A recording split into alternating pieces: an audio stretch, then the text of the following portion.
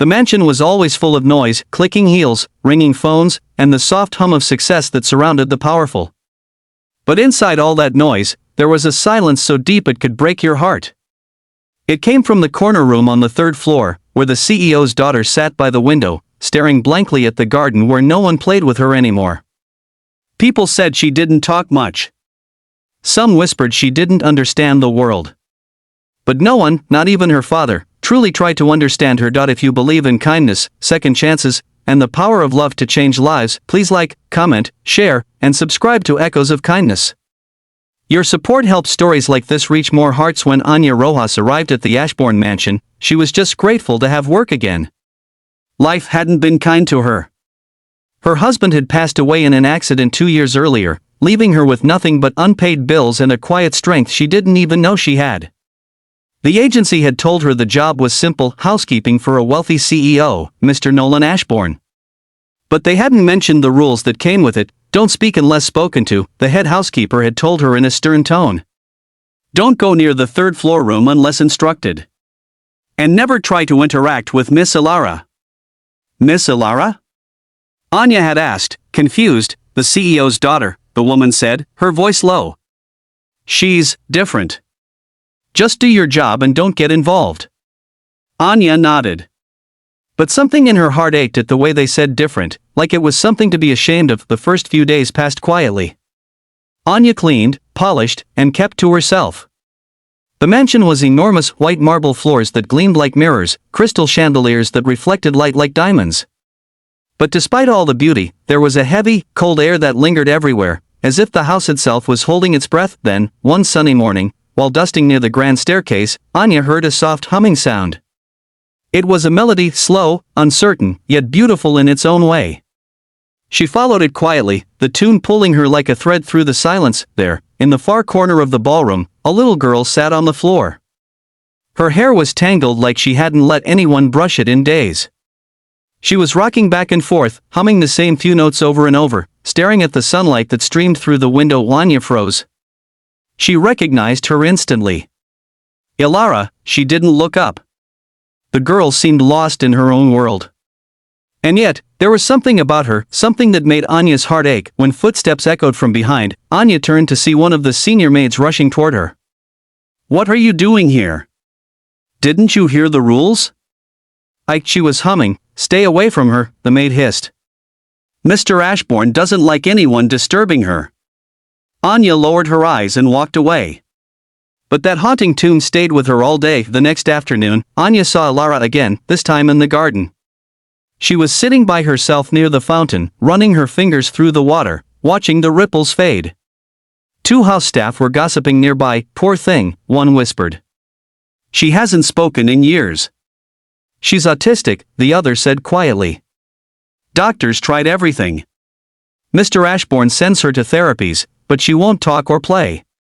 She just exists. Her mother used to be the only one who could reach her, the first added, shaking her head. Since she died, the child's been locked in that shell. Anya's chest tightened.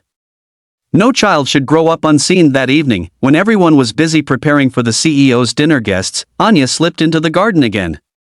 Ilara was there, tracing shapes in the dirt with a small stick. Anya knelt a few feet away and began drawing a heart in the soil. She didn't say a word. After a moment, Ilara glanced at her, her blue eyes curious but cautious. Anya smiled softly, then drew another heart, this one smaller. She pushed a small flower petal inside it. Ilara blinked. Then, carefully, she picked a petal from the grass and placed it in Anya's heart too. It was small, so small, but it was something. Over the next week, Anya kept finding quiet ways to be near Ilara. She never forced conversation. She just existed beside her, humming while dusting nearby, placing small flowers along her path, or softly sweeping where Ilara liked to sit. Slowly, the girl began to allow it. One afternoon, Anya found her near the grand piano, tapping the same 3 keys repeatedly. Do you like music? Anya asked gently. No answer. Anya smiled and began humming the same tune she had heard Ilara hum on her first day. The little girl froze. Then almost imperceptibly she began to sway, and in that moment, without thinking, Anya whispered, "Dance with me." For a few seconds, nothing happened. But then Ilara stood awkwardly, hesitantly, and moved her arms stiffly to the rhythm Anya was humming. Her steps were clumsy, her gaze downcast. But it was a dance nonetheless. Tears filled Anya's eyes. She laughed softly through them and twirled in a circle, letting her mop handle become her dance partner.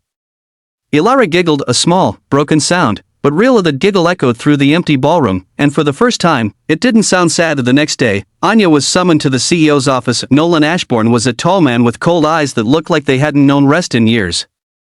"I've been told you've been interacting with my daughter." Anya's heart pounded. "Yes, sir. I didn't mean to overstep, you did." His tone was sharp, clipped. "She doesn't respond well to strangers. You could undo months of therapy." "With respect, sir," Anya said, her voice trembling but steady, "I think she needs something therapy can't give her. She needs someone to see her." His eyes darkened. "You don't know anything about my daughter." "No," Anya whispered, "but I know what loneliness looks like." He said nothing. The silence stretched. Then, without a word, he waved her away. Anya left, heart heavy. She expected to be fired the next morning. But she wasn't. Days passed. Ilara kept seeking her out, leaving her small signs, like a folded napkin on Anya's cart, or a flower on the windowsill where she worked. They danced more often now, tiny twirls in the garden, gentle hand movements near the piano. Anya noticed the changes. Ilara began humming new tunes, making eye contact for longer, even smiling when Anya entered the room. Then one afternoon, during another quiet dance, the door burst open. Mr. Ashbourne stood there, frozen. He had returned early from a business trip. Ilara froze mid-step. Anya stepped back immediately.